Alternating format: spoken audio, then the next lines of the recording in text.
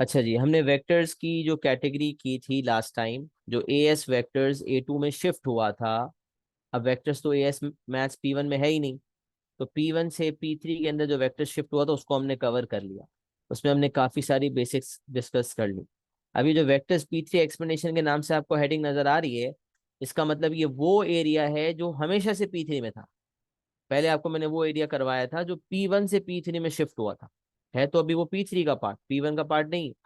लेकिन पहले P1 में हुआ करता था, वो पूरा P3 में शिफ्ट हो गया था। उसके सवालात भी अलग से कंपाइल्ड थे और मैंने आप लोगों को अलग से सवालात असाइन भी किए थे।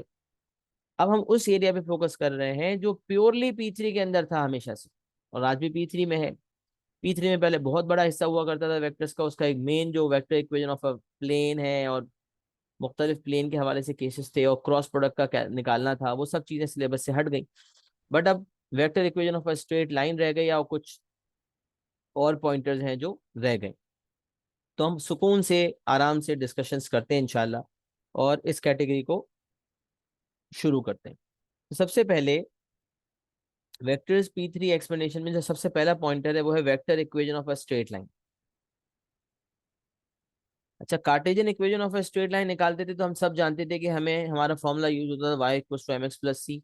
या फिर हम कोऑर्डिनेट ज्योमेट्री जो है, जो पढ़ते हैं एएस के अंदर भी, तो उसमें हम फॉर्मूला पढ़ते हैं y minus y one is equals to m x minus x one. यहाँ से जो इक्वेशन आता है ना, y equals to mx plus C form में या किसी भी फॉर्म में, इन दोनों फॉर्मूलाज के थ्रू, उसके लिए हमें एक तो एक वन पॉइंट चाहिए होता था और हमें ग्रेडियंट चाहिए होता था। लेकिन वो जो इक्वेशन आता था वो कहलाता था कार्टेशियन इक्वेशन। Cartesian equation. अब हमें निकालना है vector equation of a straight line. तो फॉर्मूला वेक्टर इक्वेशन का क्या है भाई? R is equal to A plus T P.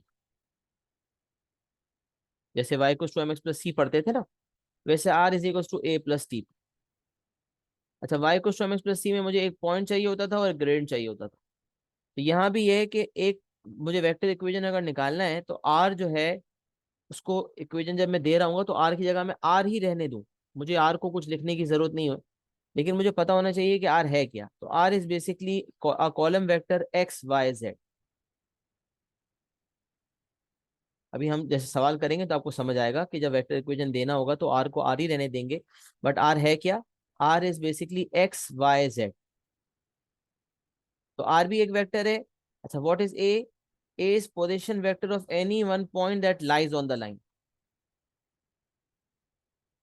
जैसे यहाँ कार्टेशियन इक्वेशन निकालने के लिए one point that lies on the line चाहिए होता था, वैसे वेक्टर इक्वेशन निकालने के लिए भी मुझे position vector of any one point that lies on the line चाहिए होता है। ऐसा कोई पॉइंट जो उस लाइन पे लाई करता हो, उसका पोजीशन वेक्टर चाहिए।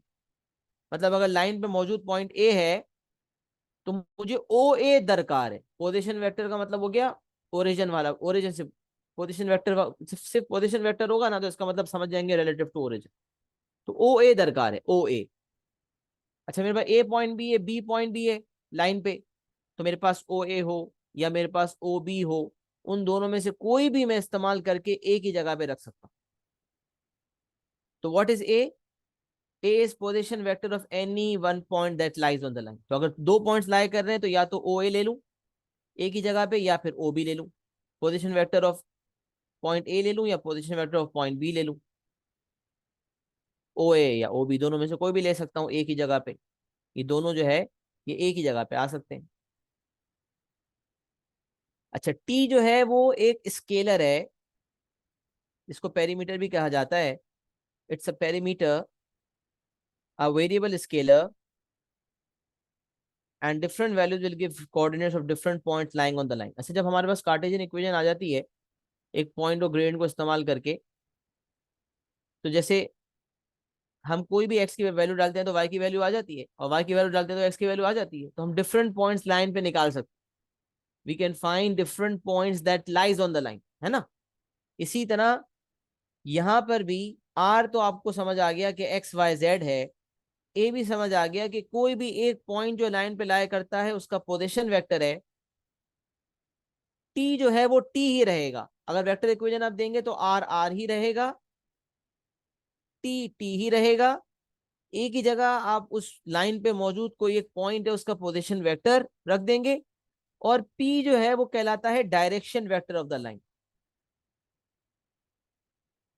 अच्छा, डायरेक्शन वेक्टर आप समझ लें, जो वेक्टर हम निकाला करते थे ना, अभी हमने जो पहला सेगमेंट देखा था, पार्ट 1 वेक्टर्स का जो देखा था, वो हिस्सा जो P1 से P3 में शिफ्ट हुआ, तो उसमें हम सीखते थे ना कि वेक्टर ए बी निकालो। पास पेपर के भी सवाल आते हैं, फाइंड वेक्टर ए बी या find unit vector in the direction of vector A B. तो उस वेक्टर को निकालने के लिए हम क्या करते थे, दोनों के पोजीशन वेक्टर को सब्ट्रैक्ट किया करते थे। ये मैंने आपको सिखाया था कि डिराइव कैसे हुआ है। Vector addition, triangle law of vector addition के थ्रू हमने इसको डिराइव करना सीखा था कि ए बी जो है उसके लिए ए ओ प्लस ओ बी होगा। A B is A O plus O B, और ए ओ जो है वो माइनस ओ ए है, तो ओ बी माइनस ओ ए हो जाएगा। A B is equal to O B minus O A. तो अब समझ लें कि अगर लाइन पे दो पॉइंट्स मौजूद हैं ए और बी, तो उन दोनों पॉइंट्स के पोजीशन वेक्टर्स को सब्ट्रैक्ट करके वेक्टर ए बी निकलेगा, और ये वेक्टर ए बी इस लाइन का डायरेक्शन वेक्टर कहलाएगा। तो जो जो हम वेक्टर्स पार्ट 1 में जिसे हम सिर्फ नॉर्मल वेक्टर माना करते थे कि वेक्टर ए बी निकालो, वेक्टर सी डी निकालो, कोई फला वेक्टर निकालो, अब वो जो वेक्टर है वो वेक्टर हमारी उस लाइन का डायरेक्शन वेक्टर कहलाएगा। क्योंकि देखो ना, लाइन का जो डायरेक्शन है वो क्या है, ए बी। भाई ए बी एक वेक्टर है और उसका एक डायरेक्शन है, ए टू बी। अच्छा, अगर आप बी ए निकालना चाहते हो तो उसका डायरेक्शन है बी से ए, तो आप बी ए भी ले सकते हो डायरेक्शन वेक्टर की जगह, ए बी भी ले सकते हो। ये भी समझ लो, मतलब एक बात बताने की ये है कि एक फिक्स आंसर नहीं है इसका, कि आप समझ लो कि इसका एक फिक्स आंसर है, और जो है वो एक बच्चे ने अगर ए बी लिया तो दूसरा बी ए नहीं ले सकता। नहीं भाई, ऐसा नहीं है। तो डायरेक्शन अगर what is P, P is the direction vector of the line. और डायरेक्शन वेक्टर निकालने के लिए क्या चाहिए होता है, position vectors of two points lying on the line are required. उस लाइन पे मौजूद जो दो पॉइंट्स हैं उनके पोजीशन वेक्टर्स दरकार है, और उन दोनों पोजीशन वेक्टर्स को सब्ट्रैक्ट करेंगे तो लाइन का डायरेक्शन वेक्टर मिलेगा। तो अगर मेरी लाइन पे मौजूद है पॉइंट सी एंड डी, तो मेरा सी डी डायरेक्शन वेक्टर होगा। Vector C D will be my direction vector. I can find DC as well, DC को भी डायरेक्शन वेक्टर कह सकता हूं। अब सी डी निकालने के लिए फॉर्मूला बनेगा ओ डी माइनस ओ सी। तो दो वेक्टर्स के पोजीशन वेक्टर्स को सब्ट्रैक्ट करके वेक्टर सी डी निकला। जिस वेक्टर सी डी को एक वेक्टर माना करते थे, नॉर्मल वेक्टर, वेक्टर्स पार्ट 1 में, अब वो इस वेक्टर पार्ट 2 में जो है, जो बेसिकली P3 वाला पार्ट है प्योरली, जो पहले से P3 में था, उसके लिए इसी वेक्टर को हम डायरेक्शन वेक्टर मान रहे हैं। डायरेक्शन वेक्टर नॉर्मल वेक्टर है, बस समझ लें उसका एक डायरेक्शन सी डी, एक वेक्टर, हर वेक्टर का डायरेक्शन होता है भाई, ऐसे कोई कमाल तो नहीं है, हर वेक्टर का डायरेक्शन होता है।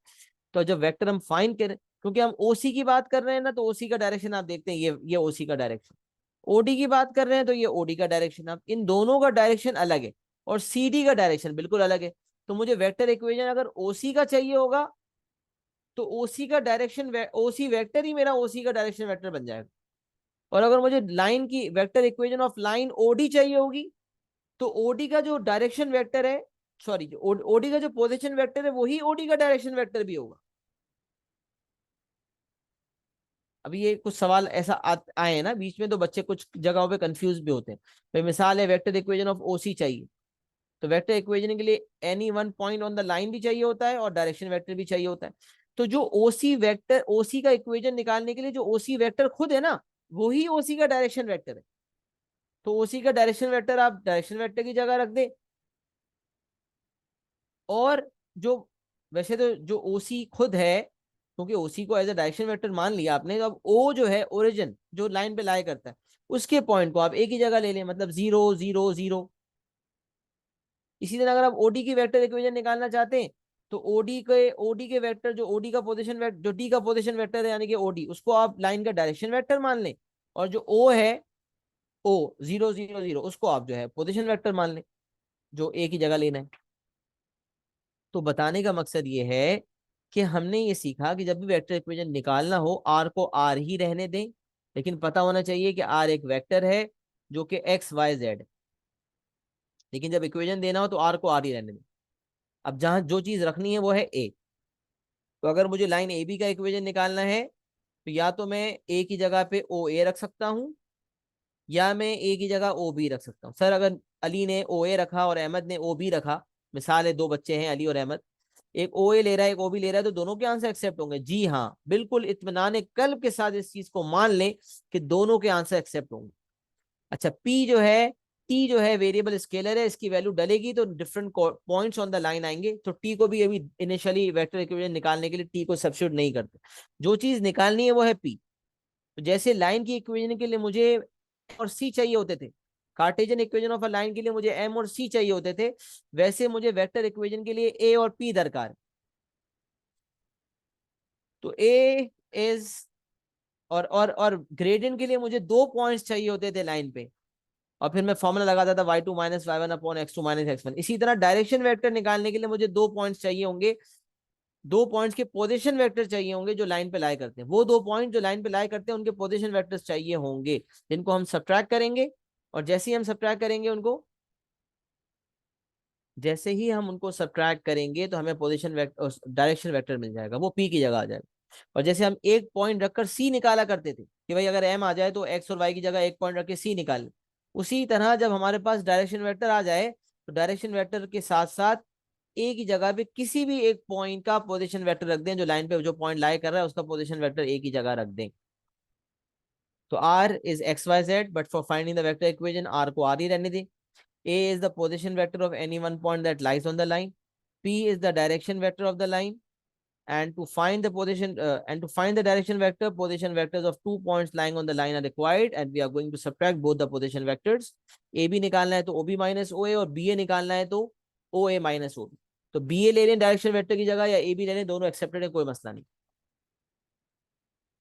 Variable scalar different values will give different coordinates lying on the line. अब ये बात हम थोड़ी देर बाद समझ लेते हैं इंशाल्लाह। अच्छा, अब सवाल देख लेते हैं, ये बिल्कुल आसान सा सवाल। With respect to the origin O, the points A and B have position vectors. मतलब बेसिकली मुझे ओ ए दिया हुआ और ओ बी दिया हुआ, and we have been given O A and O B both. Find the vector equation of a line L which passes through A and B.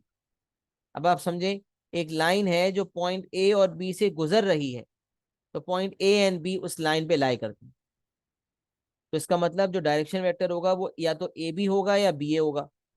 मैंने A B मान लिया, तो मैंने कहा जो डायरेक्शन वेक्टर जिसको मैं पी कह रहा था, उसको निकालने के लिए मुझे वेक्टर ए बी निकालना पड़ेगा।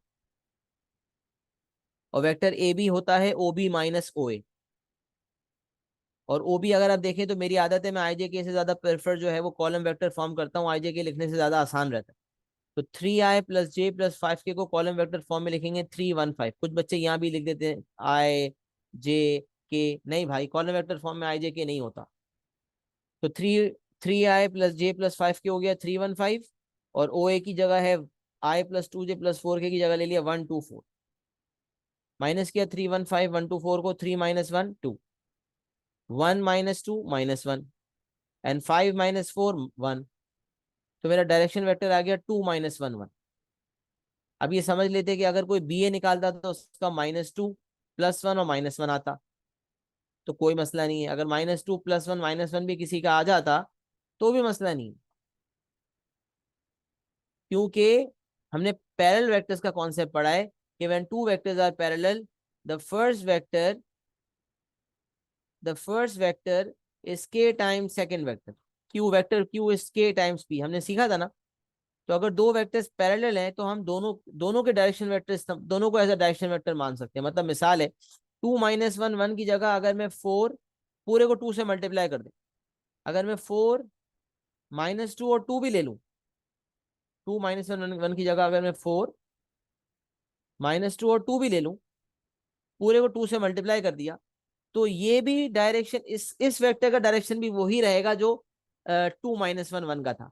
2 - 1 1 का जो डायरेक्शन वेक्टर है वही, मतलब टू, अगर मेरा डायरेक्शन वेक्टर लेट सपोज 2 - 1 1 आ रहा है,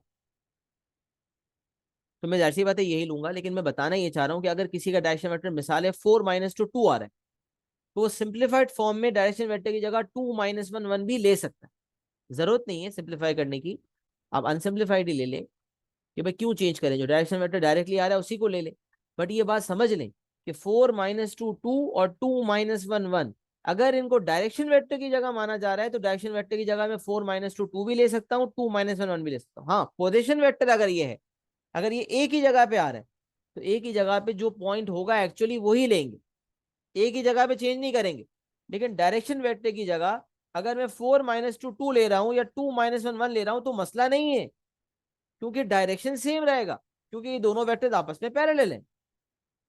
जब दो वेक्टर्स आपस में, दो लाइन आपस में पैरेलल हैं, तो इसका मतलब अगर मैं पहली वाली लाइन का इक्वेशन निकाल रहा हूं और मुझे डायरेक्शन वेक्टर दूसरी वाली लाइन का पता है जो उससे पैरेलल है, तो दूसरी वाली लाइन का एज अ डायरेक्शन वेक्टर मान सकता हूं। तो समझ लें कि डायरेक्शन वेक्टर के तौर पे जब इस्तेमाल हो रहा हो तो एक वेक्टर लिया जा सकता है और उसका मल्टीपल भी लिया जा सकता है। लेकिन पोजीशन वेक्टर की जगह जो वेक्टर होगा, ओरिजिनली जो पॉइंट लाइन पे लाई कर रहा होगा उसी को हम मानेंगे अपना position vector lying on the line.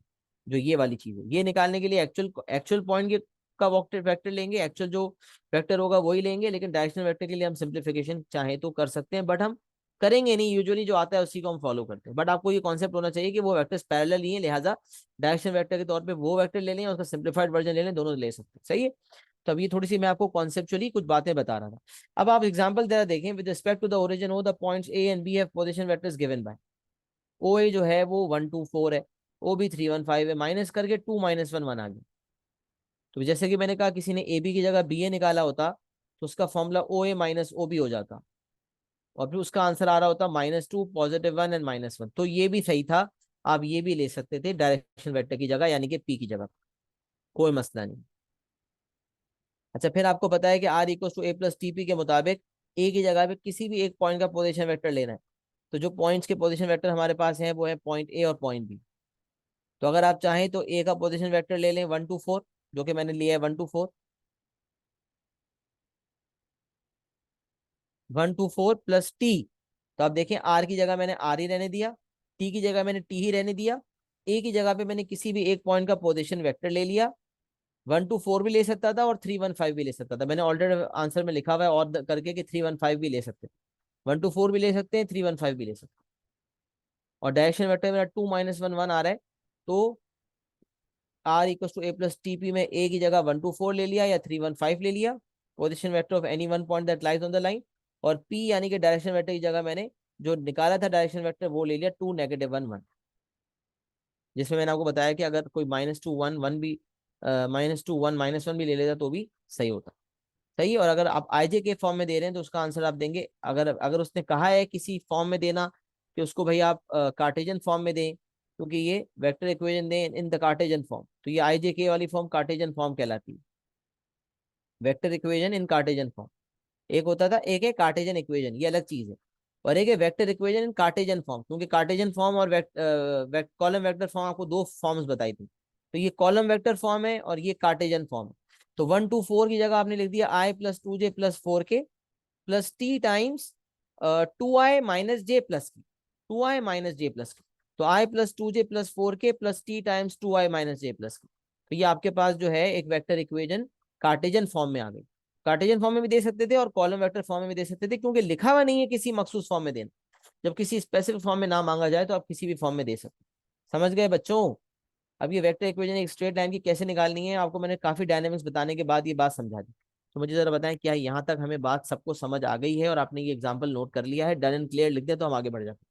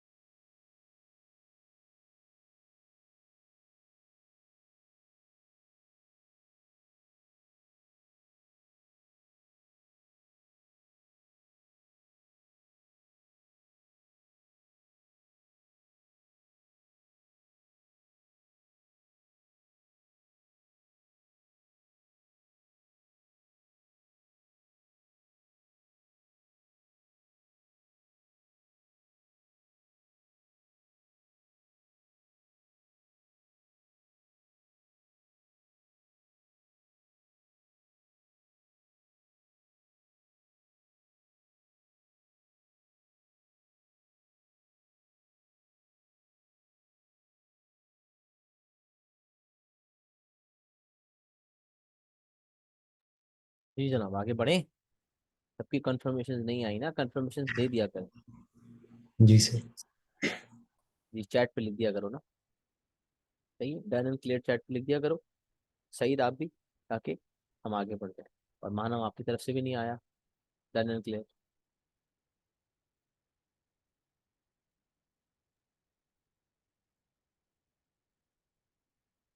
Okay.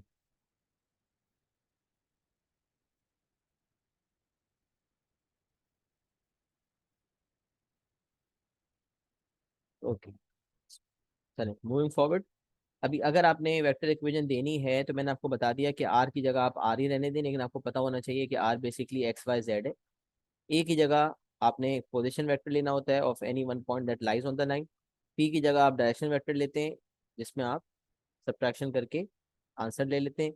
और टी आपको टी ही रहने देना होता है। तो आप देख सकते हैं कि आर की जगह मैंने आर ही रहने दिया, टी की जगह मैंने टी ही रहने दिया, ए की जगह और पी की जगह हमने कैलकुलेशन कर ली। अब आपका वेक्टर इक्वेशन जब आपसे मांगा जाए तो आप इसी फॉर्म में दे दें या इस फॉर्म में दे दें, आपका आंसर एक्सेप्ट होगा। अब अगर मुझे कोई कहता है find the general point on the of the line. अच्छा, एक होता है जनरल पॉइंट और एक होता है जनरल पॉइंट का पोजीशन वेक्टर, मतलब position vector of general, general point का position vector, position vector of general point. तो आप दोनों फॉर्म में लिख सकते हैं। मतलब देखें तो मैं क्या कहना चाह रहा हूँ बताता हूँ। सबसे पहले आप देखें, ये वेक्टर इक्वेशन आ गया और आपको कह रहा है कोई general point of the on the of the line बताओ। General point of the line का मतलब होता है in terms of perimeter T. और जनरल पॉइंट का कमाल ये होता है कि हम उसके through different points lying on the line निकाल सकते हैं। इसलिए मैंने इसको अलग अलग हेडिंग फॉर्म में कर दिया। General point can be use to find different points lying on the line. General point निकलता कैसे, जरा देखिए। मैंने आपको बताया था ऊपर कि आर, जब वेक्टर इक्वेशन दे रहे होते हैं तो आर और टी की जगह कुछ नहीं लिखते। लेकिन अगर जनरल पॉइंट निकालना है तो आर की जगह आप ले लेंगे एक्स वाई जेड। और जैसे ही आप एक्स वाई जेड लेंगे तो आपको समझ आ जाएगा कि यार ये भी तो कैलकुलेशन हो सकती है, 1 + t × 2। तो 1 + t × 2 इज 1 + 2t। यहाँ मैंने कैलकुलेशन कर ली, 1 + t × 2 इज 1 + 2t। अच्छा, 2 + t × -1 is 2 - t। 4 + t × 1 is 4 + t। अच्छा, कभी कभार वेक्टर इक्वेशन दी हुई भी इसी फॉर्म में होती है, कभी कभार ऐसा होता है, बाद वक्त दिया हुआ होता है। Vector equation of a straight line is, और बच्चे कंफ्यूज होते हैं कुछ, इस तरह से दी होती है, R is equals to 1 + 2ti plus 2 - tj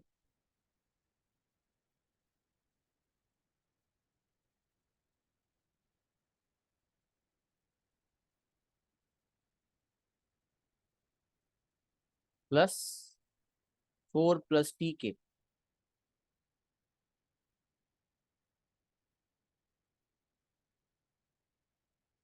इस तरह से आपके पास वेक्टर इक्वेशन दी हुई होती है अक्सर।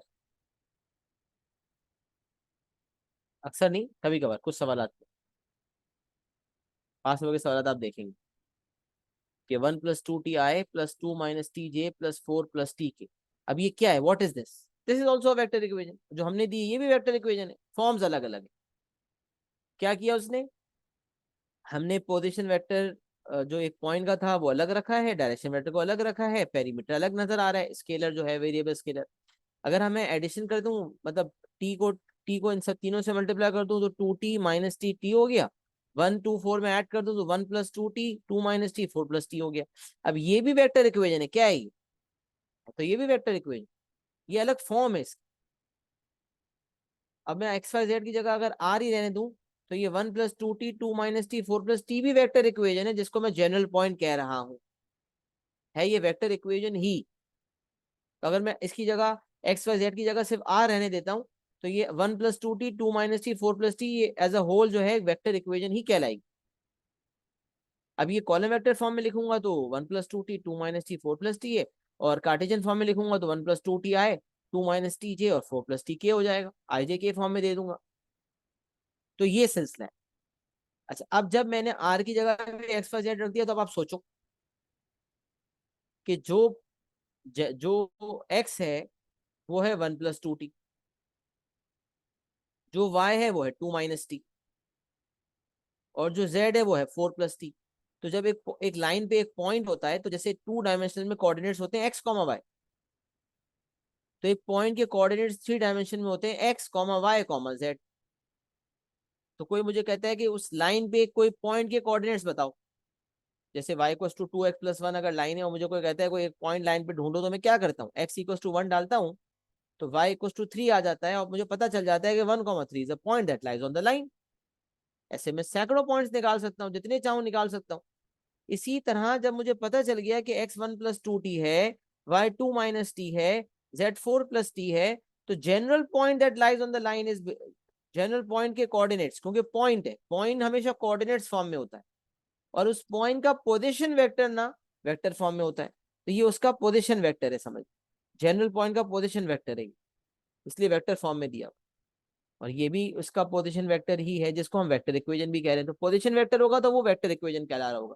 बट अगर हम specifically we are talking about a point, तो पॉइंट के कोऑर्डिनेट्स होते हैं। तो अगर मैं इसको पॉइंट फॉर्म में लिखूंगा तो ये हो जाएगा 1 + 2t, (2 - t, 4 + t). अच्छा, यूजुअली हमसे जब आंसर पूछा जाता है तो वो वेक्टर ही पूछा जाता है, पोजीशन वेक्टर ही पूछा जाता है, पॉइंट नहीं पूछा जाता। तो अगर हमारे पास लेट सपोज पॉइंट आ गया 1, 3, 5, एक कोऑर्डिनेट्स आ गए हमारे पास, तो अगर हमने 1, 3, 5 छोड़े तो हमारे मार्क्स कट जाएंगे। तो हमें या तो आंसर देना होगा i + 3j + 5 के कार्टेशियन फॉर्म में वेक्टर देना होगा, या फिर हम देंगे 1, 3, 5। अच्छा सर, 1, 3, 5 और 1, 3, 5 में क्या फर्क है? भाई बहुत फर्क है।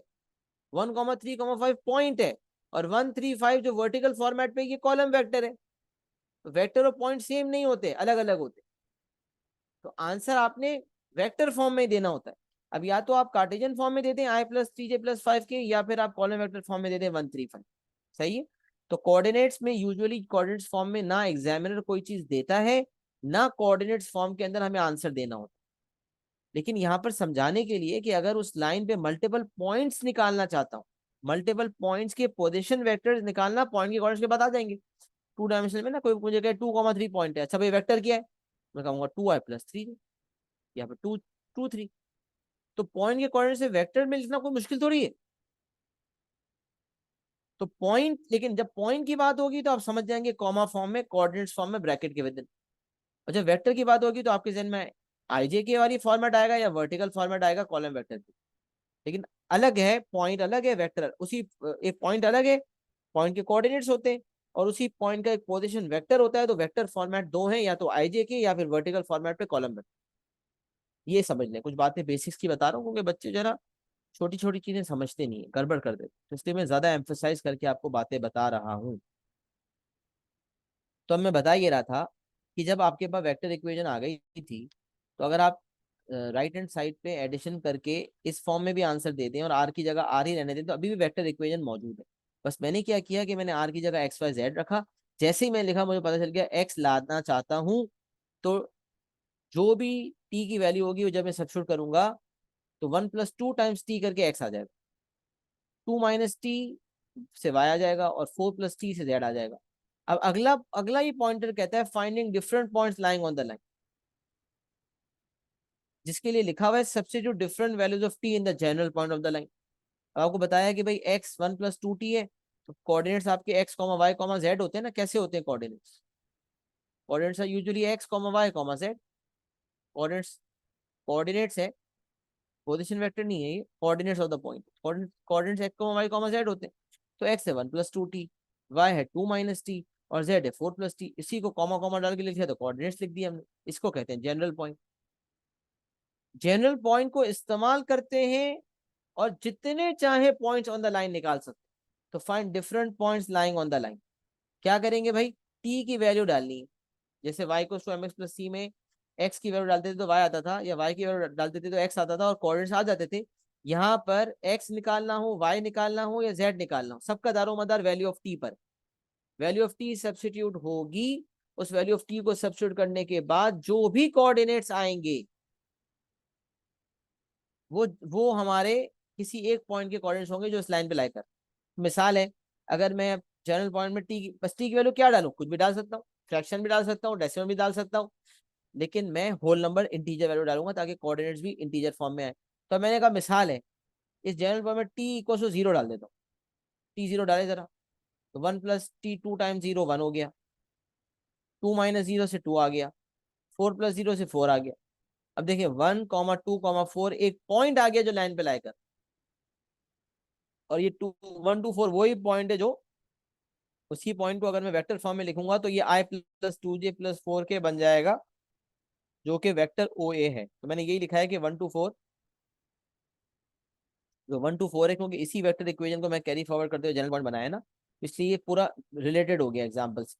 तो मैं कह रहा था कि अगर 1 + 2t, 2 - t, 4 + t में टी 0 डाल दिया तो 1, 2, 4 आ गया, जो कि पॉइंट ए के कोऑर्डिनेट्स हैं, और उसी पॉइंट ए का पोजीशन वेक्टर यहाँ पर लिखा हुआ था i + 2j + 4 के Cartesian form, column vector form में ये 1, 2, 4 हो जाता, जो कि हमने लिया भी था ए की जगह पे।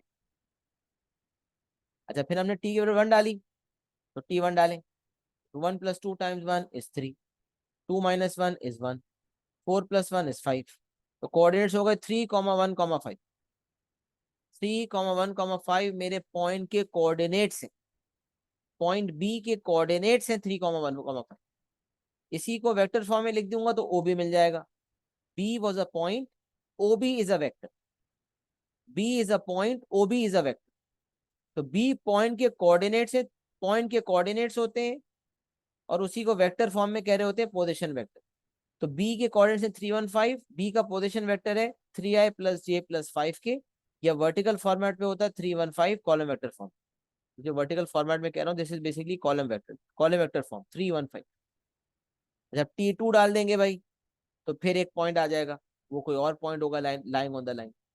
T3 डालेंगे तो अलग आएगा, T100 डालेंगे अलग आएगा, हजारों वैल्यूज, लाखों वैल्यूज डालेंगे, लाखों पॉइंट पता चल जाएंगे।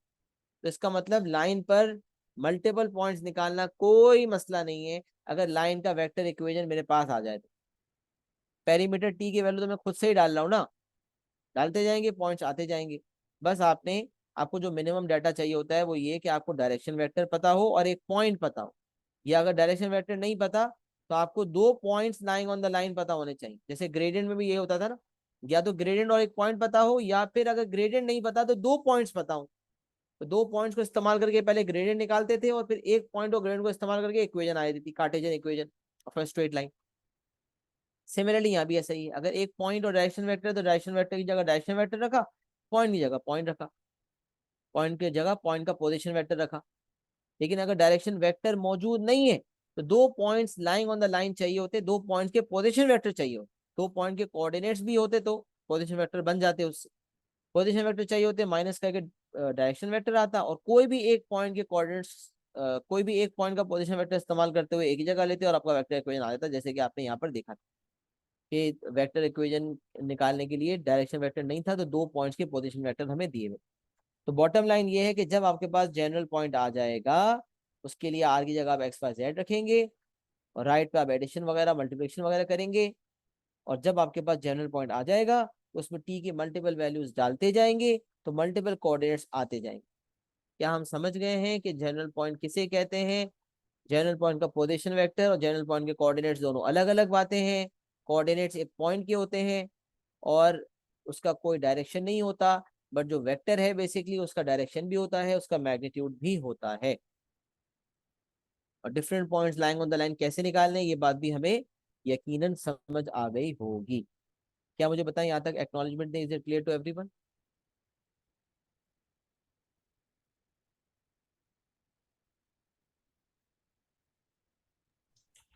सर एक क्वेश्चन है।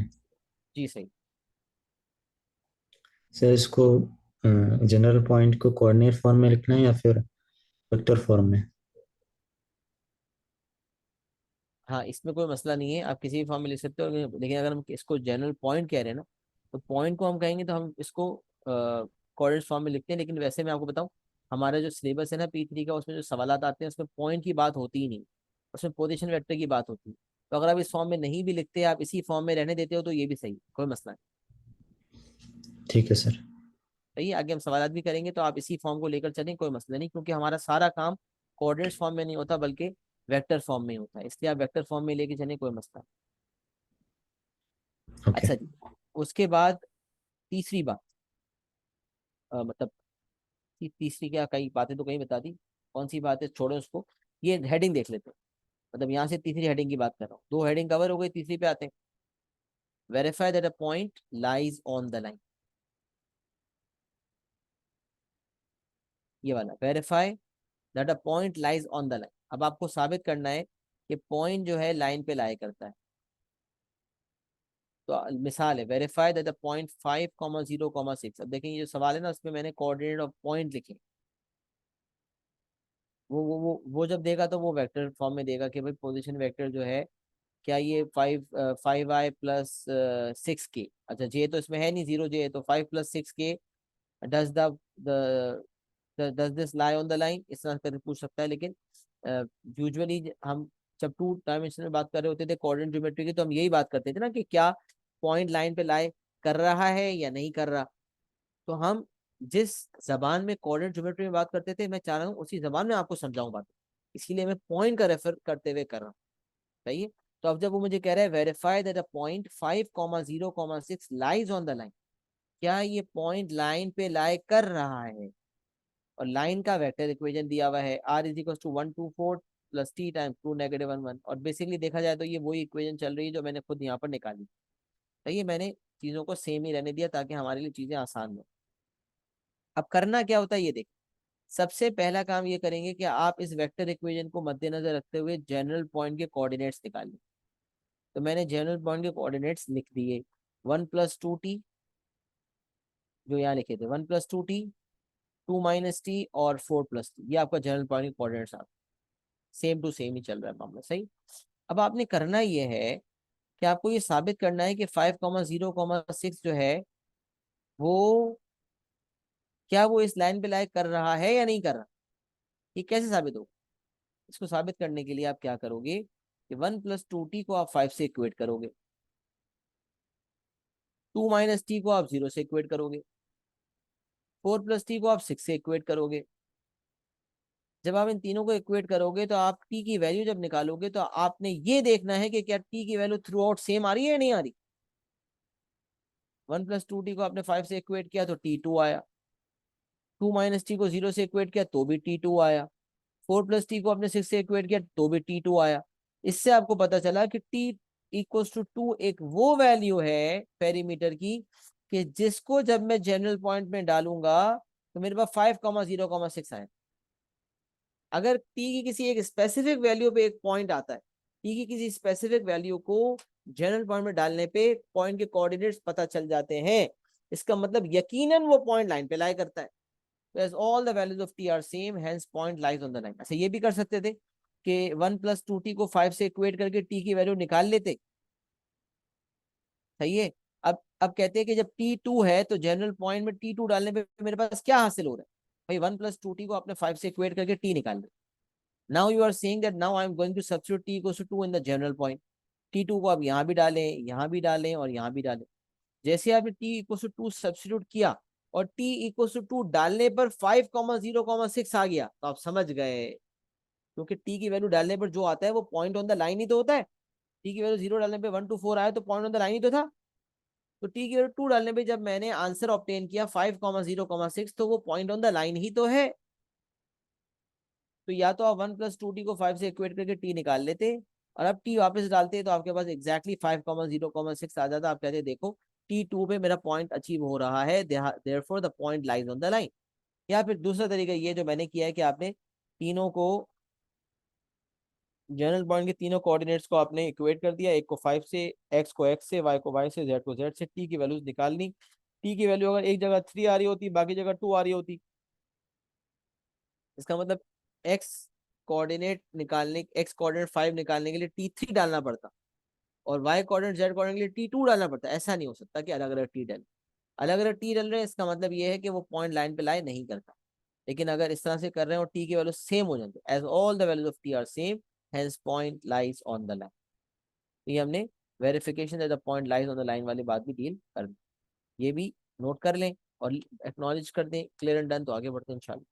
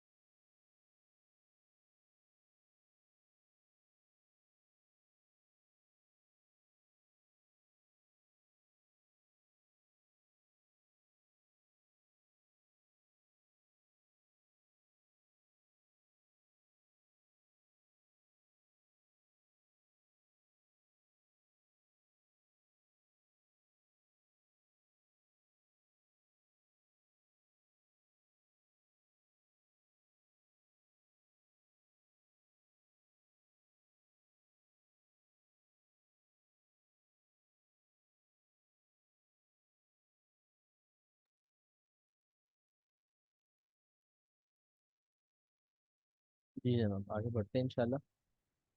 हमने यहाँ तक चीज़ें कवर कर ली ना, लाइन का इक्वेशन निकालना भी सीख लिया और जनरल पॉइंट निकालना भी सीख लिया। जनरल पॉइंट को इस्तेमाल करते हुए different points lying on the line निकालना भी सीख लिए। और फिर हमने वेरिफिकेशन भी सीख ली कि एक पॉइंट लाइन पे लाया करता है, उसको वेरीफाई कैसे किया जाता है। एक तरीका मैंने आपके सामने लिखा है और दूसरा भी मैंने आपको बताया कि अगर 1 + 2t को 5 से इक्वेट करके टी निकाल लेते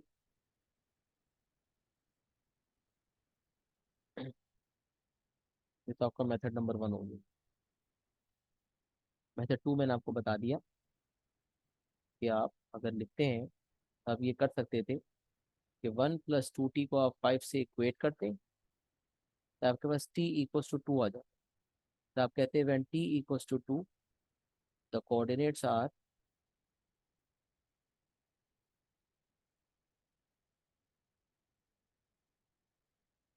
substitute t = 2 in general point.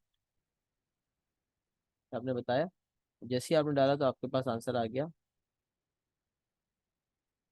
5, 0 and 6। लेकिन आप डाल के दिखाओगे ना, सब्स्टिट्यूशन करके दिखाओगे ताकि आपकी वर्किंग हो जाए। तो 1 + 2 × 2 कॉमा 2 - 2 कॉमा 4 + 2।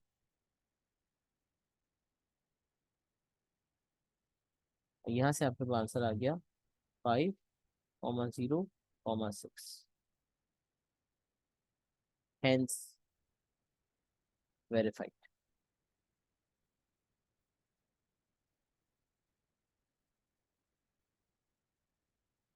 ये भी आप चाहें तो कर सकते हो। तो मैं हेंस वेरीफाइड,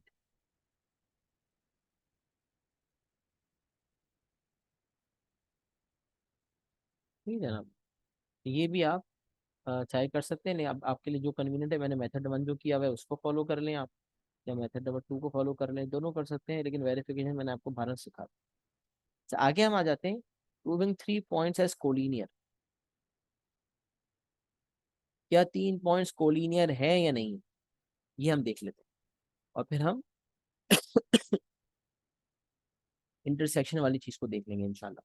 ये जो पॉइंटर्स है ना, इसको अच्छी तरह हम समझ के इसको हम अगले जो 2 एग्जांपल्स दिए मैं पास पेपर्स के, उसमें हम इसको अप्लाई कर लेते हैं इंशाल्लाह।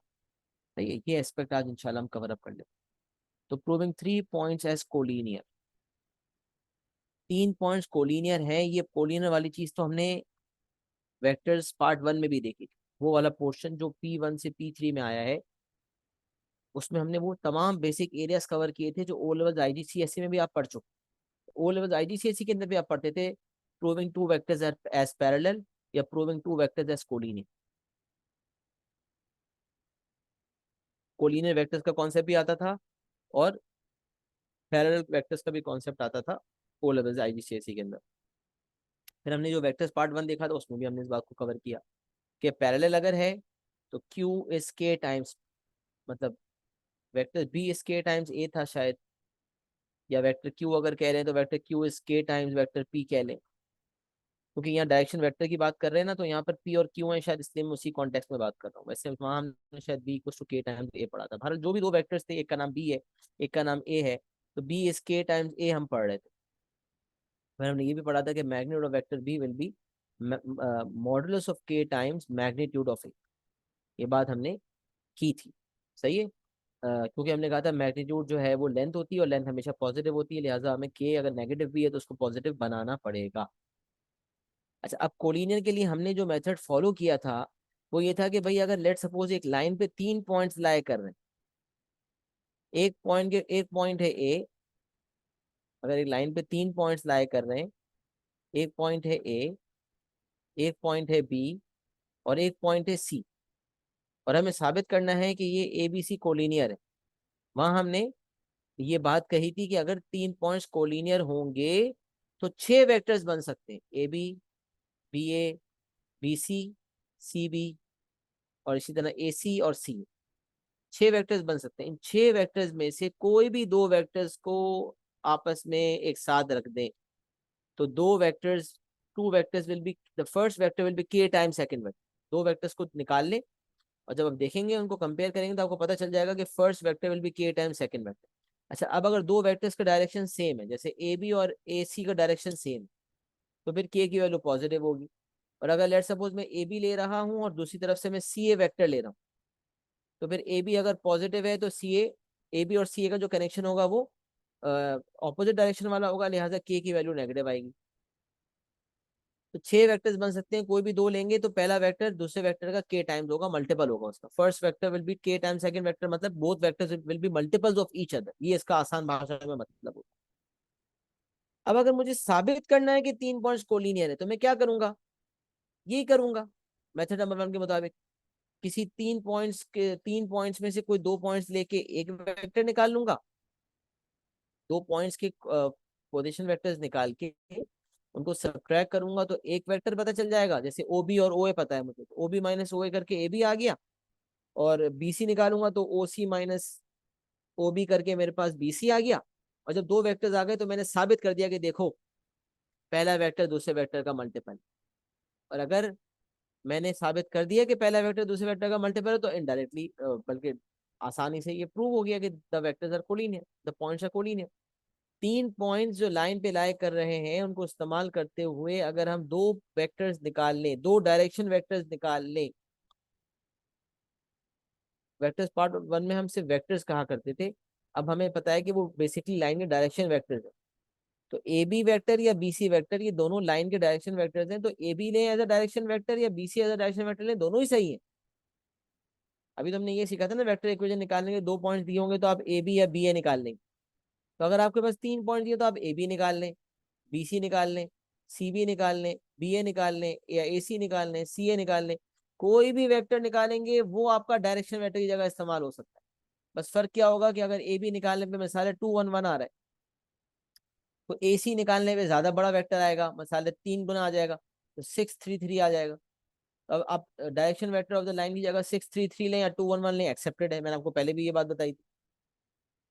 क्योंकि सिंप्लीफाइड फॉर्म में होने से ये नहीं होता कि डायरेक्शन बदल जाता है, डायरेक्शन सेम है। 6 3 3 2 1 1 का डायरेक्शन देख लें, या 4 2 2 का डायरेक्शन देख लें, या 4 से मल्टीप्लाई करके 8 4 4 का डायरेक्शन देख लें।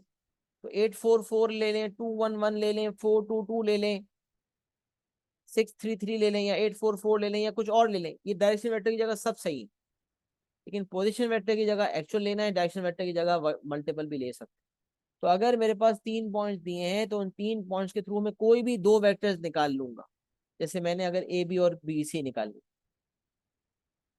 एक पॉइंट को ए माना, एक को बी माना, एक को सी माना, और ए और बी को इस्तेमाल करके ए बी निकाल लिया ओ बी माइनस ओ ए से, बी और सी को इस्तेमाल करके बी सी निकाल लिया ओ सी माइनस ओ बी से। और फिर मैंने बता दिया देखो ए बी और बी सी आपस में एक दूसरे का मल्टीपल है। मतलब अगर बी सी और ए बी लेट सपोज 4 2 2 है, और बी सी आपका 2 1 1 है, तो आपने बता दिया कि देखो 4 2 2 is 2 times 2 1 1, which means A B is 2 times B C. तो आपने जब साबित कर दिया तो वो प्रूव हो गया कि 2 पॉइंट्स कोलिनियर है। एक मेथड तो ये है जो हम पहले भी देख चुके हैं, उसी को इस्तेमाल करते हुए हम कर सकते हैं। एक और मेथड यहाँ पर लिखा हुआ है मेथड 2। जरूरी नहीं है आप मेथड 2 को फॉलो करें, आप मेथड 1 भी फॉलो कर सकते हैं, तो फिर मेथड 2 की जरूरत ही नहीं है। बट मेथड 2 क्या कह रहा है कि first find the equation of the line using any 2 points. दो पॉइंट्स को इस्तेमाल करते हुए लाइन कैसे निकालते हैं, वेक्टर इक्वेशन कैसे निकालते हैं, ये हमने यहाँ देख लिया। तो पहले 3 पॉइंट्स दिए हुए थे, 2 पॉइंट्स को इस्तेमाल करते हुए इस तरह से वेक्टर इक्वेशन निकाली। Find the vector equation of the line, यहाँ पर सिर्फ इक्वेशन लिखा हुआ है, वेक्टर इक्वेशन की बात हो रही है। Find the vector equation of the line joining any using any 2 points। Second, find the general point of the line. फिर आगे कंटिन्यूएशन में जब आपने वेक्टर इक्वेशन निकाल लिया उसी से आप जनरल पॉइंट निकाल लें। अब 2 पॉइंट्स को इस्तेमाल करते हुए वेक्टर इक्वेशन आई है, और उसी वेक्टर इक्वेशन से जनरल पॉइंट आया है। अब जो थर्ड पॉइंट बचा हुआ है उसको वेरीफाई करवा दें कि वो इस लाइन पे लाई करता है। अब ये लाइन जो 2 पॉइंट्स को इस्तेमाल करते हुए निकली है, उसमें अगर तीसरा पॉइंट वेरीफाई करवा देंगे तो इसका मतलब वो तीसरा पॉइंट उस लाइन पे लाई करता है। जिन 2 पॉइंट्स को इस्तेमाल करके लाइन की इक्वेशन निकाली है वो 2 पॉइंट्स तो लाइन पे लाई करते ही करते हैं। अगर ये वेरीफाई करवा दिया जाए कि तीसरा पॉइंट भी उस लाइन पे लाई करता है, तो ये साबित हो जाएगा कि तीनों एक ही लाइन पर है। तो मिसाल है, अगर मुझे साबित करना था कि प्रूव दैट 1,2,4, 3,1,5 एंड 5,0,6, ये तीनों points lie on a straight line. These three points are collinear. Prove that 1, 2, 4, 3, 1, 5 and 5, 0, 6 are collinear points. तो 1, 2, 4 एंड 3, 1, 5 के पोजीशन वेक्टर को इस्तेमाल करते हुए हमने सब्ट्रैक्शन करके डायरेक्शन वेक्टर निकाला और वेक्टर इक्वेशन निकाली, जनरल पॉइंट निकाला। जनरल पॉइंट निकालने के बाद हमने 5,0,6 को वेरीफाई करवा दिया कि वो इस लाइन पे लाई करता है। वेरिफिकेशन के भी दो मेथड बताए थे, किसी भी मेथड के थ्रू आपने वेरीफाई कर दिया। जैसे ही आपने वेरीफाई करवाया, जैसे ही आपने वेरीफाई करवा दिया कि भाई 5,0,6 उस लाइन पे लाई करता है जो ए और बी को इस्तेमाल करते हुए आई, तो ए और बी तो उस लाइन पे लाई कर ही रहे थे। अगर 5,0,6 भी उस लाइन पे लाई कर जाता है और हम सक्सेसफुली वेरीफाई करवा देते हैं, लिहाजा ये कंक्लूजन ड्राइव हो जाएगा कि 1, 2, 4, 3, 1, 5 and 5,0,6 are 3 points which lies on the same line. यही बात यहाँ लिखी हुई। फर्स्ट फाइंड, ये कौन सी इक्वेशन है भाई, ये vector equation. First find the vector equation of the line.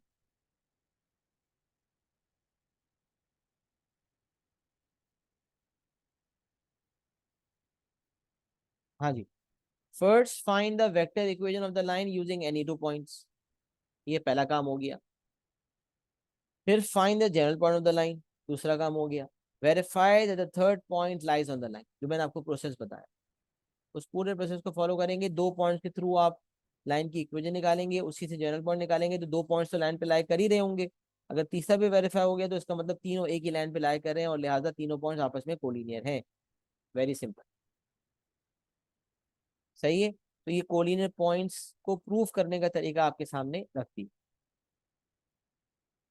अब देख लेते हैं, determine whether two lines are parallel, intersecting और स्क्यू। ये बात समझ लेते। अब हमने बचपन से एक बात सीखी है कि अगर एक पीस ऑफ पेपर पे आप दो लाइंस बनाएं, आपके सामने जो पेपर इस वक्त पड़ा हुआ है, जो पेज है, उस पर अगर आप दो लाइंस बनाएं, तो या तो वो दो लाइंस आपस में पैरेलल होंगी, या तो वो दो लाइंस आपस में पैरेलल होंगी। और अगर वो दो लाइंस आपस में पैरेलल नहीं है, और हमें ये बात पता है, parallel lines are lines which never meet, the distance between the parallel lines always remain same. दो लाइंस पैरेलल हैं, वो एक ही डायरेक्शन में जा रही हैं, इसका मतलब उनके दरमियान डिस्टेंस कभी कम नहीं होगी। अगर वो डिस्टेंस उनके दरमियान कम हो रही है तो फिर इसका मतलब वो पैरेलल नहीं है और एक वक्त पे आके वो इंटरसेक्ट कर जाए। भाई एक लाइन आपने बनाई, तो आपने दूसरी लाइन भी बनाई, आपने देखा डिस्टेंस पहले ज्यादा थी, फिर डिस्टेंस कम हुई, कम होते होते होते होते डिस्टेंस जीरो हो गई, मतलब इंटरसेक्ट कर गई। जब दो लाइंस इंटरसेक्ट कर गई, इसका मतलब वो यकीनन इंटरसेक्टिंग लाइन। तो if we draw two lines on a piece of paper, we can see that the two lines are either parallel or they are intersect। Sir चले पैरेलल समझ आ गया, इंटरसेक्टिंग समझ आ गया, अब ये स्क्यू क्या चीज है, स्क्यू क्या चीज है। तो भाई ये समझ लें कि दो लाइंस या तो पैरेलल होती हैं या इंटरसेक्टिंग होती हैं, या अगर वो पैरेलल भी नहीं है, इंटरसेक्टिंग भी नहीं है, तो इसका मतलब वो स्क्यू लाइन। सर ऐसा कैसे हो सकता है कि दो लाइंस ना तो पैरेलल हो ना इंटरसेक्टिंग हो, क्योंकि बचपन से तो हमने यही पढ़ा है कि अगर दो लाइंस आपस में पैरेलल नहीं है तो वो इंटरसेक्टिंग है, अगर वो इंटरसेक्टिंग नहीं है तो पैरेलल है। अब ये तीसरी क्या नई चीज आई इसकी, अब जरा सोच। एक पेपर आपके हाथ में है और आपके सामने दूसरा पेज भी। पहले पेज पे आपने एक लाइन बनाई, दूसरे पेज पे आपने दूसरी लाइन बनाई। अब मुझे बताएं इन दोनों लाइंस का आपस में क्या कनेक्शन। आपके सामने एक पेज है और आपके एक हाथ में एक पेज है, आपके दूसरे हाथ में दूसरा पेज। पहले पेज पे आपने कहीं भी एक लाइन बना दी, जैसे कि मैंने बनाई, ये पेज वन है। फिर आपने पेज टू पे दूसरी लाइन बनाई। अब आप क्या बोलोगे, ये दोनों लाइंस आपस में क्या है, क्या ये पैरेलल है, क्या ये इंटरसेक्टिंग है। अरे भाई ना ये पैरेलल है ना ये इंटरसेक्टिंग है, क्योंकि ये एक प्लेन पे लाई नहीं कर रही, ये तो अलग अलग प्लेन्स पे लाई कर रही। भाई आपके सामने एक दीवार है, दीवार पे आपने एक लाइन बना दी, दूसरी भी दीवार पे बनाई, तो या वो दो लाइन पैरेलल होंगी या इंटरसेक्टिंग होंगी। बट आपने एक लाइन सामने वाली दीवार पे बना दी और एक लाइन आपने अपनी सीधे हाथ वाली दीवार पे बना दी, या उल्टे हाथ वाली दीवार बना दी। तब इस लाइन का उस लाइन से क्या कनेक्शन? तो जब दो अलग अलग प्लेन्स पे लाइंस बनती हैं तो ना वो पैरेलल होती हैं ना वो इंटरसेक्टिंग होती, ना वो पैरेलल होती हैं ना वो इंटरसेक्टिंग होती। तो कभी एग्जामिनर कहे ना prove that the two lines are skew, तो आपने ये साबित करना होगा कि वो दोनों लाइंस दो अलग अलग प्लेन्स पे लाई करती हैं। कैसे साबित करेंगे पता है? आप ये साबित कर देंगे कि देखो, ना ये दो लाइंस पैरेलल हैं ना ये दो लाइंस इंटरसेक्टिंग हैं, और जब वो लाइंस पैरेलल भी नहीं होंगी इंटरसेक्टिंग भी नहीं होंगी तो इसका मतलब फिर वो स्क्यू लाइंस होंगी। तो whenever we have to prove that the two lines are skew, so first we have to prove that the two lines are not parallel. Second, we have to prove that the two lines are not intersecting. And now, as we have proved that, if we have proved that the lines are neither intersecting nor parallel, this means they are skew lines. They have no connection because they lie on two different planes. So this is what the note says. If the lines are neither parallel nor intersecting, they will be skew lines. That is, they lie on two different planes. अच्छा sir, ये भी समझ आ गया कि अगर मुझे साबित करना होगा कि दो लाइंस स्क्यू हैं तो मैं ये साबित कर दूंगा कि वो ना पैरेलल है और ना इंटरसेक्टिंग। लेकिन आपने ये तो बताया ही नहीं कि ये कैसे पता चलेगा कि दो लाइंस पैरेलल है, और ये कैसे पता चलेगा कि दो लाइंस पैरेलल नहीं है। चले पैरेलल की कहानी भी समझ अगर आ गई, तो फिर इंटरसेक्टिंग अभी आपने नहीं बताया। ये कैसे पता चलेगा कि दो लाइंस इंटरसेक्टिंग है, और ये कैसे पता चलेगा कि दो लाइंस इंटरसेक्टिंग नहीं है, ये भी नहीं बताया। तो अब मैं वो वाली बात बता रहा हूं कि कैसे साबित होगा कि दो लाइंस पैरेलल है या नहीं, कैसे पता चलेगा, और कैसे पता चलेगा कि दो लाइंस इंटरसेक्टिंग है या नहीं। तो अगर शुरुआत पैरेलल से किया करें, सबसे पहले देखें क्या दो लाइंस पैरेलल है या नहीं। अगर नहीं है तो फिर देखें क्या वो इंटरसेक्टिंग है या नहीं। अगर वो इंटरसेक्टिंग भी नहीं है तो इसका मतलब वो दो अलग अलग प्लेन्स की लाइंस हैं। इसका मतलब वो स्क्यू लाइंस है। आपका जो कंक्लूजन होगा, आप कहेंगे the lines are skew, that is they lie on two different. लेकिन सवाल पैरेलल कैसे साबित करें, पैरेलल कैसे चेक करें कि पैरेलल है या नहीं। तो अब पैरेलल की बात करते हैं कि पैरेलल का कैसे पता चले। अब मिसाल है, आपके पास दो वेक्टर इक्वेशंस है। The line with vector equations are equals to a plus TP and the line with vector equation R equals to b plus S Q. मैंने सब बदल दिया, a की जगह b लिख दिया, t की जगह s आ गया, p की जगह q आ गया। दो अलग अलग लाइन है ना। तो हमने जो वेक्टर इक्वेशन का फॉर्मूला पढ़ा है वो R equals to a plus TP पढ़ा है, सही है। तो मिसाल है, अगर एक वेक्टर इक्वेशन आपका है R equals to a plus TP और दूसरा वेक्टर इक्वेशन आपके पास है R equals to b plus S, तो आपने पता है क्या करना है पैरेलल के लिए। पैरेलल के लिए आपने सिर्फ और सिर्फ डायरेक्शन वेक्टर्स को मैच करना, कंपेयर करना है। मतलब पैरेलल चेक करने के लिए आपको सब छोड़ देना, पूरी लाइन का इक्वेशन आपके किसी काम का नहीं। What matters most is the direction vectors, are the direction vectors। एक डायरेक्शन वेक्टर P है और एक डायरेक्शन वेक्टर आपका है Q। अब डायरेक्शन वेक्टर P है और डायरेक्शन वेक्टर है Q। अब दो डायरेक्शन वेक्टर्स हैं, एक है P और एक है Q। आपने इन दोनों को कंपेयर करना है। कैसे पता चलेगा ये पैरेलल है या नहीं? अगर ये दो डायरेक्शन वेक्टर्स एक दूसरे का मल्टीपल है, पैरेलल में हमने सीखा था ना कि if vector B is k times vector A, this means the vectors A and B are parallel।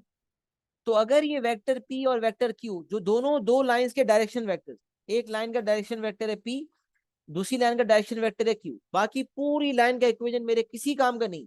I only have to see what the direction vectors are. अगर दो लाइंस के डायरेक्शन वेक्टर्स एक दूसरे का मल्टीपल हैं इसका मतलब lines parallel हैं।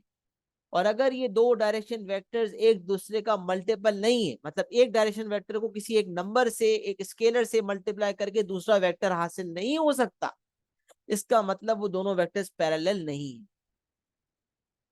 If they are multiples of each other, they can be written in the form P equals to K times Q, then they are parallel.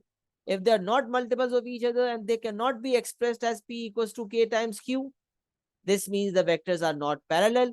As the direction vectors are not parallel, this means the two lines are not parallel. So to check whether the two lines are parallel or not, we have to check whether the two direction vectors are parallel or not. And to check whether the two direction vectors are parallel or not, We have to see whether the two direction vectors are multiples of each other or not. If they are multiples of each other, that is, one can be expressed as a multiple of other. They can be written as P equals K times Q. And this means the lines are parallel. And if they are not multiples of each other, and if they cannot be expressed as P equals K times Q, this means the two direction vectors are not parallel. And as the two direction vectors are not parallel, this means the two lines are not parallel. Direction vector parallel है तो lines parallel है, direction vector parallel नहीं है तो lines भी parallel नहीं है. So the lines with vector equations have the same direction if P is a multiple of Q. अगर P और Q एक दूसरे का मल्टीपल है तो उनका डायरेक्शन सेम है, इसका मतलब डायरेक्शन वेक्टर्स पैरेलल है. और डायरेक्शन वेक्टर्स पैरेलल है, इसका मतलब lines are parallel. Lines are parallel. अच्छा, लाइंस अगर पैरेलल है तो फिर ना इंटरसेक्टिंग की बात होगी ना स्क्यू की बात होगी. भाई पैरेलल है तो ना इंटरसेक्टिंग होंगी ना स्क्यू होंगी. यही मामला, गेम क्लोज हो जाएगा. हम कंक्लूजन ड्राइव कर देंगे, the lines are parallel. But अगर डायरेक्शन वेक्टर्स एक दूसरे का मल्टीपल नहीं निकले, डायरेक्शन वेक्टर्स एक दूसरे का मल्टीपल नहीं हुए, तो फिर क्या? if the lines are the direction vectors are not if the direction vectors are not multiples of each other, this means the lines are not parallel. The direction vectors are not parallel and the lines are not parallel. So if the lines are not parallel, they may be intersecting. They may be intersecting. They must be intersecting नहीं है कि parallel अगर नहीं है तो भाई यकीनन intersecting होगी. नहीं भाई, ऐसा भी हो सकता है कि पैरेलल भी नहीं है, इंटरसेक्टिंग भी नहीं है. ऐसा कैसे हो सकता है? इसका मतलब वो दोनों लाइन अलग अलग प्लेन्स पे लाई करती हैं, वो स्क्यू लाइन. लेकिन अभी सीक्वेंस के मुताबिक पैरेलल चेक करने के बाद इंटरसेक्टिंग का चेक करना जरूरी है. इंटरसेक्टिंग, अच्छा, इंटरसेक्टिंग का जो प्रोसेस मैं बताने जा रहा हूँ, उस प्रोसेस का कमाल ये है कि जब इंटरसेक्टिंग का पता चल जाता है तो इंटरसेक्शन का पॉइंट भी उसी वक्त आ जाता है. ऐसा नहीं है कि अलग से कुछ करना पड़े. अगर इंटरसेक्शन का पॉइंट आ रहा है, इंटरसेक्शन पॉइंट आ रहा है तो लाइन इंटरसेक्टिंग है.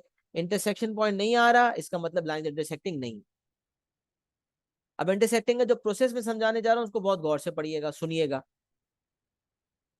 लाइंस जो इंटरसेक्टिंग का जो मैं प्रोसेस बताने जा रहा हूँ उसको बहुत गौर से नोट कीजिएगा. Find the point of intersection of two lines when it exists. इसका मतलब it does not exist every time. Now what we have to do?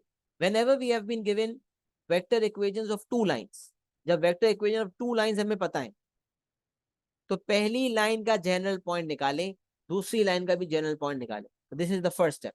Find the general point of each line. ऊपर आपको सिखा दिया था कि vector equation से general point कैसे निकालते. Find the general point of each line, ये हो गया आपका step number 1. Then equate the x and y coordinates of both general points to find the values of both the perimeters t and s. अब पहली जो vector equation है उसके अंदर अगर पेरीमीटर t है तो दूसरे वेक्टर इक्वेशन में यकीनन पेरीमीटर कुछ और होगा, वो है s. अच्छा, एग्जामिनर की बड़ी कॉमन प्रैक्टिस है कि वो म्यू और लैम्डा को इस्तेमाल करता है. t की जगह अक्सर वो ले रहा होता है म्यू और s की जगह अक्सर वो ले रहा होता है लैम्डा. ये दो उसको सिंबल्स बड़े पसंद है वेक्टर इक्वेशन निकालने के लिए. लेकिन याद रखें, आप म्यू और लैम्डा जब एग्जामिनर खुद स्पेसिफाई करेगा फिर तो म्यू और लैम्डा ही लेंगे. बट अगर आप खुद से इक्वेशन निकाल रहे हैं तो आप म्यू और लैम्डा लेना चाहें वो भी ले सकते हैं, आप टी और एस लेना चाहें वो भी ले सकते हैं, और कोई इसके अलावा भी आपके जहन में हो तो आप ले सकते हैं. बट क्या लेंगे फिर ज्यादा अलग अलग सिंबल भी सही नहीं. तो टी और एस ले लें या म्यू और लैम्डा ले लें. चाहें तो वैसे कोई और लेटर्स भी इन्वॉल्वमेंट की इजाजत हो सकती है, बट हमने जो सीखे हैं वो टी एंड एस सीखे हैं या फिर म्यू एंड लैम्डा जो एग्जामिनर की कॉमन प्रैक्टिस फॉलो होती है. तो अब करना क्या है ये सुन. पहले आपने जनरल पॉइंट दोनों के निकाल लिए. अब जब दोनों के जनरल पॉइंट निकाल लिए तो एक general point in terms of T होगा. अब हमने देखा था ना वेक्टर इक्वेशन जब इन टर्म्स ऑफ पेरीमीटर टी था तो हमारा जनरल पॉइंट है वो भी इन टर्म्स ऑफ टी था. वेक्टर इक्वेशन निकालते हुए अगर पेरीमीटर टी लिया है, जनरल पॉइंट में हर जगह टी नजर आ रहा है. तो अगर हमारा vector equation in terms of S भी है, एक vector equation in terms of S है और एक vector equation in terms of T है, तो vector equation in terms of T and vector equation in terms of S, ये दोनों वेक्टर इक्वेशंस जो हैं इसमें अलग अलग पैरामीटर्स इन्वॉल्व है, एक में टी एक में एस। तो जब GP1 निकालेंगे तो GP1 in terms of T होगा, GP1 in terms of T, GP2 will be in terms of S. General point one in terms of T होगा, general point two in terms of S होगा। तो ये कहा जा रहा है कि आपके जो एक्स वाई जेड तीन कोऑर्डिनेट्स थे, तीन कोऑर्डिनेट्स होते हैं, पहले के भी तीन कोऑर्डिनेट्स हैं, जनरल पॉइंट वन के भी तीन कोऑर्डिनेट्स हैं, जनरल पॉइंट टू के भी तीन कोऑर्डिनेट्स हैं। जनरल पॉइंट वन के तीनों coordinates in terms of T हैं, जनरल पॉइंट टू के तीनों coordinates in terms of S. आपने क्या करना है, आपने एक्स को एक्स से इक्वेट करना है, तो टी और एस की टर्म्स में एक इक्वेशन बन जाएगा। फिर आपने वाई को वाई से इक्वेट करना है, तो टी और एस की टर्म्स में दूसरा इक्वेशन बन जाएगा। जब दोनों इक्वेशंस आपस बन गए तो अब दोनों इक्वेशंस को आपस में साइमल्टेनियसली सॉल्व करके टी और एस की वैल्यू आ जाएगी, T equal to this, S equal to this. T की वैल्यू लाने के बाद आप टी की वैल्यू को आप जनरल पॉइंट वन में डाल देंगे और एस की वैल्यू को आप जनरल पॉइंट टू में डाल देंगे। जब टी की वैल्यू को जनरल पॉइंट वन में डालेंगे तो आपके पास कोऑर्डिनेट्स हासिल होंगे, जनरल पॉइंट एस की वैल्यू को जनरल पॉइंट टू में डालेंगे तो आपके पास दोबारा कोऑर्डिनेट्स हासिल होंगे।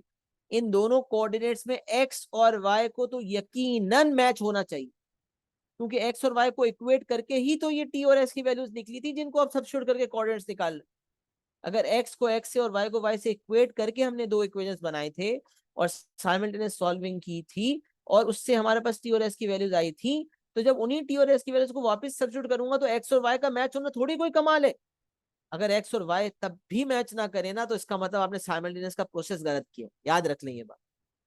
अगर आपका एक्स और वाई भी मैच नहीं कर रहा, GP1 में आप टी डाल रहे हैं, GP2 में आप एस डाल रहे हैं, और आपका एक्स और वाई भी मैच नहीं कर रहा, इसका मतलब तो आपने साइमल्टेनियस इक्वेशन का प्रोसेस ही गलत किया है, आपने टी और एस की वैल्यूज ही गलत निकाली। बट अगर टी को GP1 में डाला, एस को GP2 में डाला और एक्स कोऑर्डिनेट्स और वाई कोऑर्डिनेट्स मैच कर गए, इसका मतलब टी और एस तो आपने बिल्कुल सही निकाल लिया। अब जो फैसला होना है ना, वो जेड कोऑर्डिनेट की बेसिस पर होना है। अगर GP1 में टी डाला था और GP2 में एस डाला था तो एक्स और वाई तो मैच होंगे ही होंगे। अगर जेड कोऑर्डिनेट मैच कर गया, जेड कोऑर्डिनेट मैच कर गया, इसका मतलब ये है कि लाइंस आर इंटरसेक्टिंग, और जो पॉइंट आया होगा x comma y comma z, वही आपका पॉइंट ऑफ इंटरसेक्शन भी होगा। और अगर जेड कोऑर्डिनेट मैच नहीं कर रहा, इसका मतलब लाइंस आर नॉट इंटरसेक्टिंग, और जब लाइंस इंटरसेक्टिंग नहीं है तो पॉइंट ऑफ इंटरसेक्शन भी नहीं आ सक रहा। लेकिन अगर जेड कोऑर्डिनेट मैच कर गया, इसका मतलब कंक्लूजन ये होगा कि लाइंस आर इंटरसेक्टिंग, और जो x comma y comma z पूरा पॉइंट आया था वही हमारा पॉइंट ऑफ इंटरसेक्शन हो जाएगा। उसी पॉइंट ऑफ इंटरसेक्शन को अगर हम आईजे के फॉर्म में देंगे तो कार्टेशियन फॉर्म आ जाएगी पोजीशन वेक्टर की, उसी पॉइंट का पोजीशन वेक्टर आ जाएगा इन कार्टेशियन फॉर्म, या कॉलम वेक्टर फॉर्म में देंगे तो position vector in column vector form आ जाएगा। तो इसका मतलब एक्स को एक्स से, वाई को वाई से इक्वेट करके पैरामीटर्स की वैल्यू निकल के जब सब्स्टिट्यूशन होगी, जेड मैच कर गया तो इंटरसेक्टिंग है और वही इंटरसेक्शन जो आ रहा है।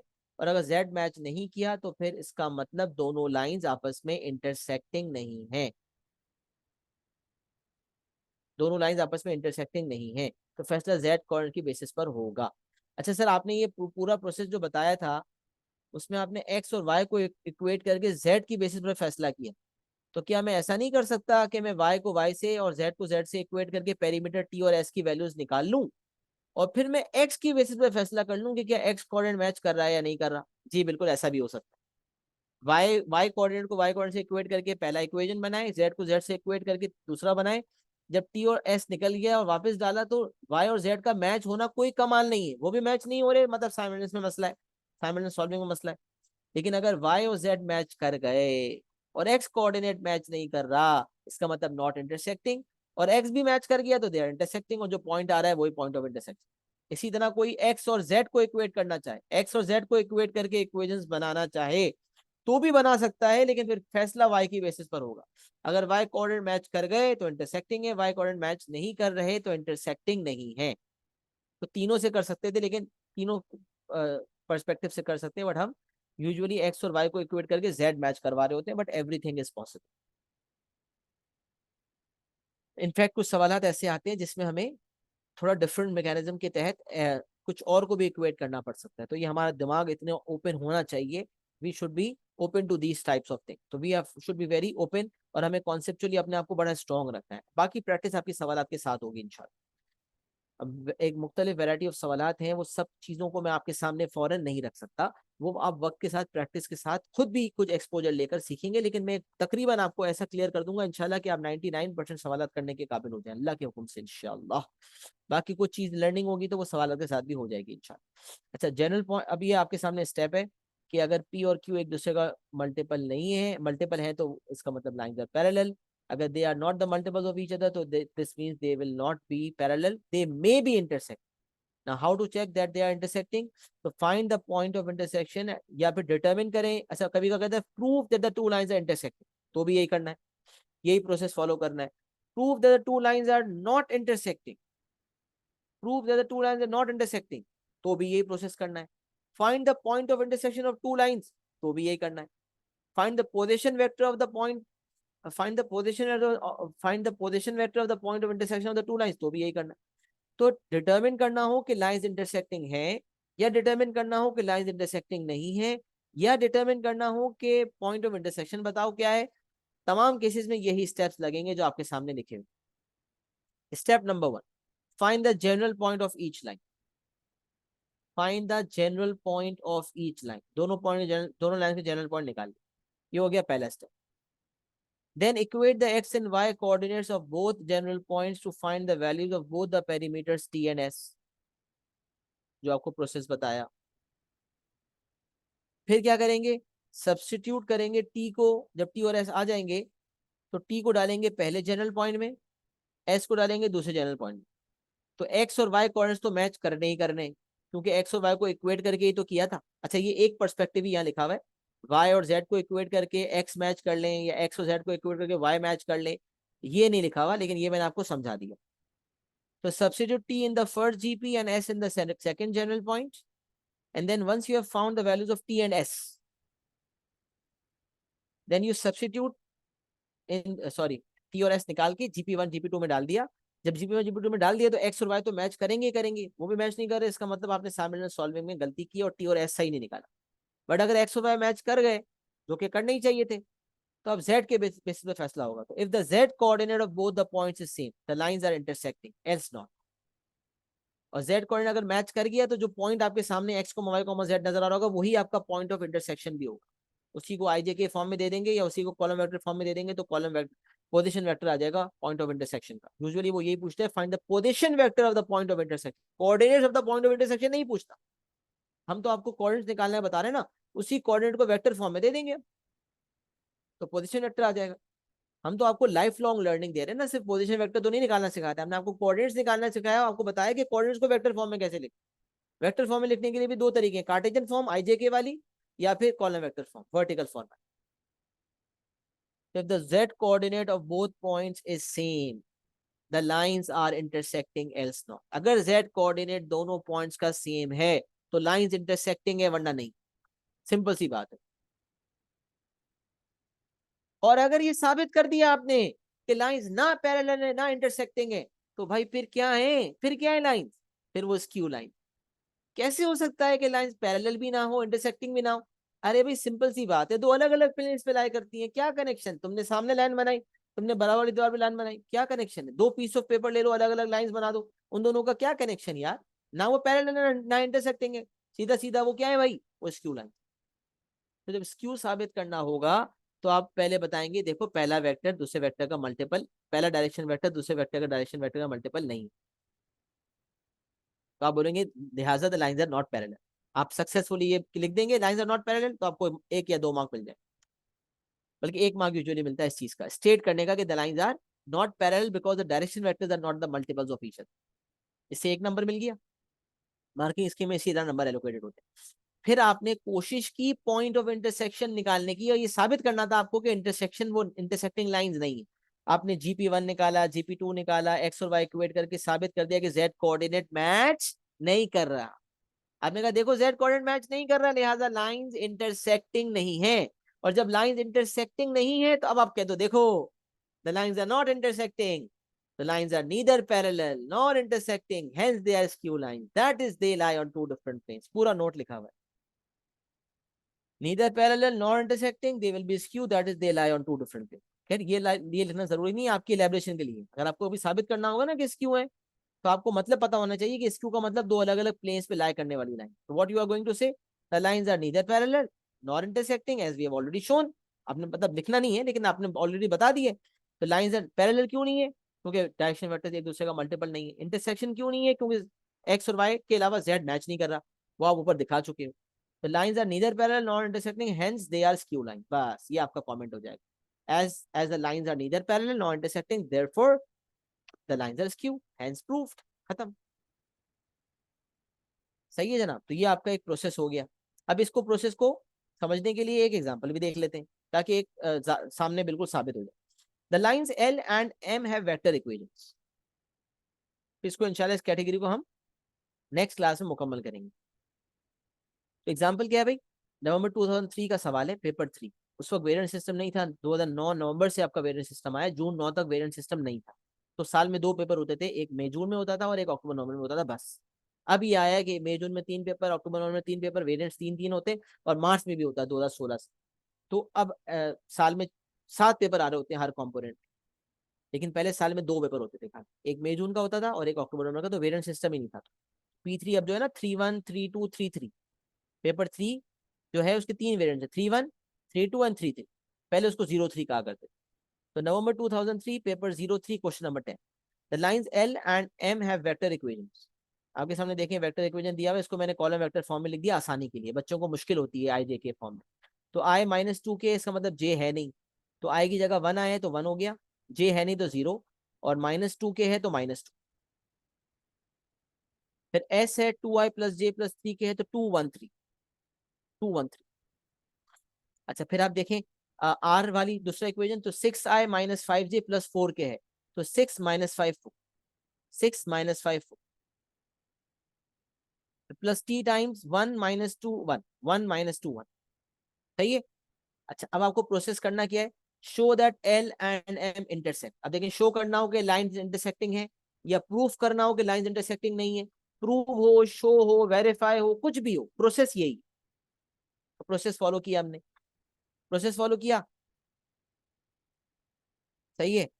प्रोसेस फॉलो किया, हमने कहा चले पहले GP1 निकाल लेते, 1 + 2s, 0 + s, s हो गया, -2 + 3s, ये GP1 हो गया।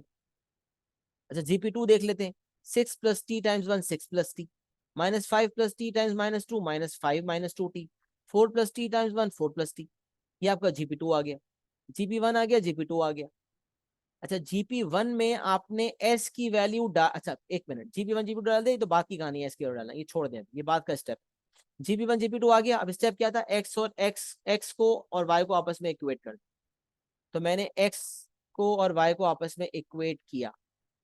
देखिए ये मैंने x को और y को आपस में इक्वेट किया। एक मिनट, ये मैं इसको पकड़ा, ये मैंने x और y को इक्वेट किया, x और y को हमने इक्वेट किया,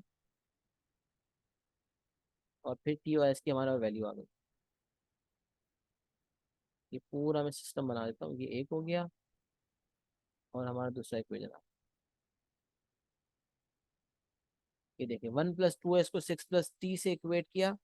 तो वर्किंग इसमें मिसिंग है ना, उसमें मैं ऐड कर देता हूँ। 1 + 2s को हमने 1 + 2s को 6 + t से इक्वेट किया, तो एक इक्वेशन बन गया, t = 2s - 5।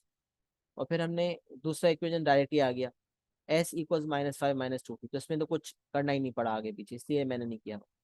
दो इक्वेशंस बने। अब इन दोनों इक्वेशंस को आप साइमल्टेनियस सॉल्व कर लो। कैसे साइमल्टेनियस सॉल्व करोगे इन दोनों को, s = टी निकालना है तो टी निकाल लेते हैं, तो t = 2 टाइम्स s की जगह डाल दे -5 -2t -5। यहाँ से अगर आप वर्किंग करें अपनी, तो t = -10 -4t -5, ये हो जाएगा 5t =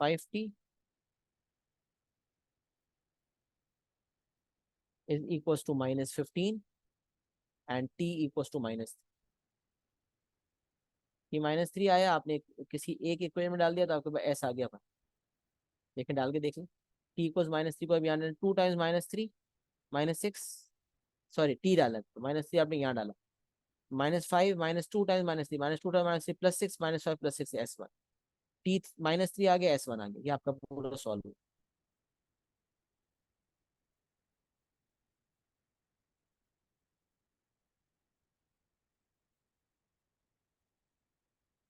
equating x and y